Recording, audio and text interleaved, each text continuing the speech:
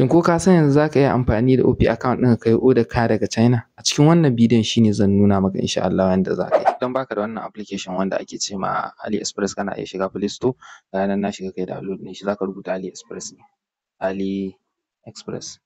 Kai tsaye bayan da yake na installing ɗin shi ga nan ni directly open zai ce min, ga nan ya buɗe, na buɗe shi da yake na riga nayi downloading daga cikin wayata. Da zarar application ɗin nan ya buɗe ka bari ya gama loading misali sai ka sa abubuwan da kake so me kake son ka saya.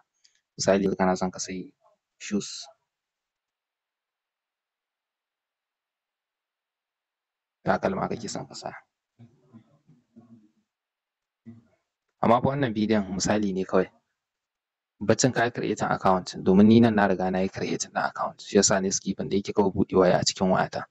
To za ka jira idan yayi loading zai yi loading ga nan ina jira yayi loading sannan sai in yi placing ɗin order ɗita.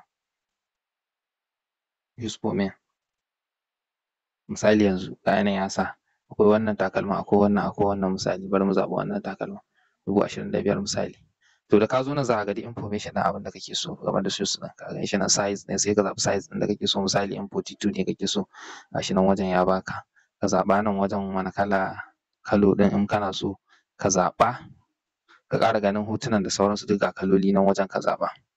Bayan duk ka yi zaɓa to nan dai shi ne nake son muhimmin abu, can wajen duk zaɓa ne da karatu za ka iya dubawa, nan sama ma ga description, ga overview, ga recommendation na product.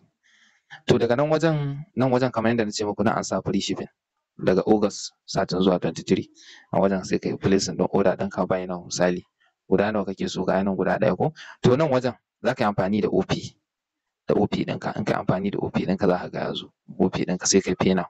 Da ka yi pay now za ya tafi wajen processing na biya. Idan ya tafi processing na biya zai zo ma a single moment. Komi dama idan ka yi register address ɗinka zai tsaya, za ka saita address ɗinka da komai za ka ga akwai address nan. To nan ga nan yana yin processing za ka yi login, idan ka yi login sai ka yi da payment.